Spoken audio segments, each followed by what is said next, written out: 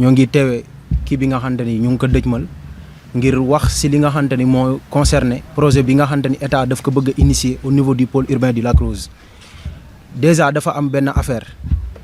maanaam état bu demee ba taxaw bëgg a mettre en place un pôle urbain maanaam réew maanaam taax mu bees dëkkuwaay yoo xamante ni dafay répondre aux standards et normes yi nga xamante ni moom lañ jamono méngool dafay mettre en place une administration de mission te cette administration de mission mooy la DGPU mooy la délégation générale des pôles urbains du Lac Rose et de Diamniadio te lenn lañ war a xam la DGPU maanaam c'est une instance qui est branchée au niveau de la présidence maanaam la DGPU nekkul si waawu premier ministre si waawu présidence nekk président de la république loolu muy benn te bu ñu bëggee defar un pôle urbain mu concerne une zone quelconque déjà dafay am un plan ndax ñàgg doo ñëw nga ne da nga fiy def dara te doo ko planifier ne fii lii laa fiy def fii lii laa fiy def plan boobu ba ko gars yi dëjmalee mu ngi sortir bu pôle urbain bu Lac Rose mu ngi sortir en 2018 boobu dernière mise à jour bi te plan boobu noonu li nga xamante ni moom lañ si def comme des prédictions nga xamante ni moom lañ si waajal mooy ne au niveau du pôle urbain du Lac Rose il y a une partie qui est dédiée au tourisme il y a une partie qui est dédiée à l'habitation am na zone boo xamante ni c'est un secteur urbain existant mooy zone extension bi tax ni moo sosee Sokabek ak jëm beneen kii bi ndax comme ni ko góor gi waxee sànq le pôle urbain du Lac Rose s'étend sur 7000 hectares te sur les 7000 hectares 216 dañ si jël jox ko la société Casa Orascom maanaam bu bëggee mettre en place ce pôle dafay am des cités yoo xam ne dafay am ci biir mais loolu bu dee am dafay chercher des partenariats yooyu mooy am nag da si nekk parfois des promoteurs immobiliers mu engagé leen à ce que ñu defar des infrastructures wala ay dëkkuwaay déjà les parcelles am na si yoo xamante ne wax nañ ne 30 mètres carrés la te déjà le code de l'urbanisme sénégalais li nga xamante moom lañ fa régir mooy la taille minimum d'une parcelle c'est 150 mètres carrés mooy këru 15 sur 10 nekkul ne loolu norme bu règle la bu kii de maanaam nit ñi ñoo ñëw ba si 15 sur 10 toog fa mais dañoo ne taille minimum parcelle c'est 150 mètres carrés kon 30 mètres carrés déjà ça ne répond pas maanaam waaw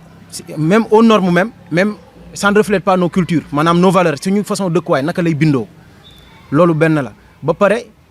maanaam diggante bi nga xamante ni ñoom dañ fa prévoir ne fa la ñuy def la ñuy jox la société Casa Orascom déjà seen plan initial li fa nekkoon la nga xam ne moom lañ fa prévoir maanaam foofu c'est un espace de loisir ak une zone d'extension hôtelière maanaam hôtel yi bu ñu demee bay màgg bërëb bi nga xam ne moom lañ jël di waajal à ce que ñu tabax fa ak partie bi nga xamante ni activité touristique la nga xam ne ce sont des activités qui sont relatives au loisir amuñu maanaam appellation bu ñu ko mën a tuddee maanaam dañ koy jàppee un espace de loisir ak benn espace boo xamante ni maanaam kii la maanaam forêt bi nga xamante ni moo fi nekk te nga xamante ni dañoo taxaw dëjmal ngir daal di koy conserver te loolu noonu maanaam ça reflète carrément que ni ce projet là de Casa Orascom elle est informelle par rapport au plan qui a été déjà initié d'abord ndax boo xoolee Dakar fii ñu bëri xamun ko maanaam 60% des habitations maanaam 6 habitations sur 10 est informelle ici au niveau de Dakar maanaam kër gi mën naa jekk taaru ni mu war a mel mais elle est informelle maanaam bokkul ak maanaam illégal on dit pas que c'est illégal mais c'est informel lan moo tax c'est informel parce que balaa ngay defar ay dëkkuwaay maanaam da ngay def un plan initial boo xamante ni moom ngay dëjmal ba noppi boo defee ce plan là dafa war a ànd ak des études d'impact environnemental et social te y a un plan de gestion environnementale bi nga xamante ni dëjmal nañ ko moom la rapport bi nga xamante ni moom la ñu publier di ko kii te rapport boobu noonu da see am des règlements particuliers yoo xamante ni dañ ko si def daan ne carrément la société qui doit investir au niveau de la zone dañ ko sas à ce que mu conserver la nature de sorte que la végétation bi nga xamante ni mu ngi fa nekk un existant d'abord daf ko war a conserver mais déjà loolu noonu ñoom respecté wuñ ko ndax garab yaa ngi ñuy buddi yaa xam te tey jii boo jëlee filao par exemple pour mu am une hauteur de 15 mètres wala 5 mètres par exemple il va falloir que mu def une durée de 20 ans xam nga loolu dafa yàgg ça veut dire que ni yow garab gi yaa ngi premièrement yaa ngi agressé la forêt mais le littoral bi nga xamante ni dañoo war a teg des normes te bu nekkee amul sax buy wax ne à 100 mètres de la mer il ne doit pas y avoir de construction te en plus de cela même au niveau du lac dafa am une chose boo xamante ni teg nañ ko ne à 40 mètres maanaam dañoo defar une zone tampon comme tey jii bu nekkee lii mooy lac bi dafay am benn espace boo xamante ni dañ koy jël daal koy déjee de sorte que fii du am dëkkuwaay du am dara moo tax même les hôtels yi nga xamante ne dañoo sës lac bi sax waruñ fa nekk moo tax le ministre daf ko wax ba mu ñëwee benn mbir daf ko wax c'est-à-dire que ni balaa ngay defar un pôle wala un projet urbain sur une zone quelconque dafa war a am des ateliers de planification yoo xamante ni la participation citoyenne daf si war a concerner daf si war a dugg ndax la participation citoyenne elle a été érigée au rang de principe par la constitution sénégalaise déjà maanaam lan la ñuy wax lu si ëpp dañu naan tout ce que tu fais pour moi et tu le fais sans moi tu le fais contre moi déjà ce projet là on ne consulte pas les gens yi nga xamante ni ils sont habilités maanaam ñu wax si ndax li ñuy def nii maanaam déjà comprendre nañ ko ndax dañuy def lu ñu naan la triangulation des méthodes c'est-à-dire que ni tu veux faire une chose la personne la mieux habilitée bi nga xam ne moom nga war a concerter wax ak moom pour mu wax si xalaatam bu ñëwee wax ak moom mu daal di dëppoo maanaam li mu la tontu dëppoo ak li nga xam ne moom nga yaakaar wala moom nga bëgg lan ngay def da ngay dem contourner que wër ñi nga xam ne dañoo am baat nga dem di leen cogg wala nga yëy seen nopp de sorte que ñooñu maanaam di tourner fu nekk di promouvoir le projet te ñi nga xamante ni ñooy promouvoir ce projet maanaam il n'avance que des chiffres mais chiffres yooyu noonu dafa am li nga xam ne moo ko wund c'est-à-dire l'étude d'impact environnemental et social dafa war a ñëw ba pare te loolu ñoom andi nañ ko de mais amul maanaam consultation bi war ndax waxtaanu ci population bi ndax ñi ñu waxtaanal maanaam doo ñëw nga bëgg benn mbir nga dem xool ñi nga xamante ne nee nañ waaw nga dajale leen bu nekkee ñooñu da ne comme ñoom ñëpp amul kenn ko xamante ne da siy contrer sa lii bi boobaa amatul sens da nga andi des gens yoo xamante ne pour juste pour valider sa kii la te l'autre chose c'est-à-dire que boo defee di bâti maanaam ay dëkkuwaay sur une zone quelconque c'est-à-dire que ni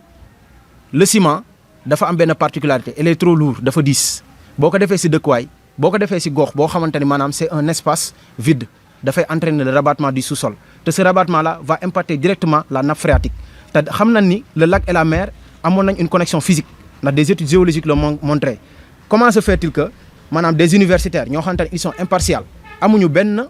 maanaam lu ñuy xool si ba xam ab projet dafiy ñëw wala déet mais dañuy ñëw rek ndax xam-xam moo leen ñor ñu daal def une étude au niveau du lac déjà étudier nañ la pédologie à travers la cartographie ils ont montré le profil topographique de la zone montrant que ni le lac a un niveau boo xamante ni dafa basse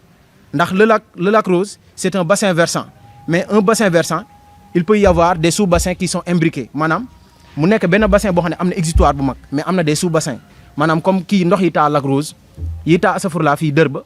yi taa nu mu tuddati côté Niaga Niassène yi nga xam ne day déparé ba côté Sangalkam ak ñoom seen yooyu noonu yëpp après bu ñu dajalee ba nga xam ni ndox mi àgg na à un certain niveau day ruisseler directement ñëw au niveau du lac te bu ñu tolloo en période de décrue maanaam période boo xam ne c'est la période de la baisse des eaux maanaam le lac dafay am une altitude boo xamante ni entre le niveau de la mer ak le lac day nekk une altitude de 6 mètres de 6,5 mètres nga xamante ni boo xoolee yow profil topographique zone da ngay gis ne maanaam déjà beñ bi ni mu bindoo ak géej gi da ngay gis ne moo ko sut déjà loolu sur une zone boo xamante ni am nañ les inondations saa bu amee amul une organisation boo xamante ne les eaux créé wuñu des stations d'épuration pour mu capter ko loolu nekk un impact premier mu ñëw agresser le lac ñuy joytu loolu pareeguñu nga andi des projets immobiliers yoo xamante ni bu ñu ñëwee au niveau du lac Rose xam nañ carrément kanikat dafay impacter le lac sur le plan environnemental tel que sur le plan économique tel que sur le plan social ndax dafa am des principes yoo xamante ni en aménagement du territoire dañ koy prôner c'est-à-dire que ni chaque territoire elle se développe selon ses propres potentialités te au niveau du lac les potentiels qu'on a li nga xamante ni nekk na fi nga xamante ni moo mën a jur koom ba nit ñi mën see jariñu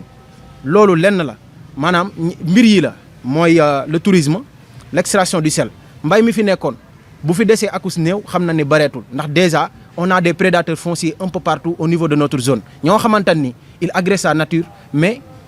même en plus de cela maanaam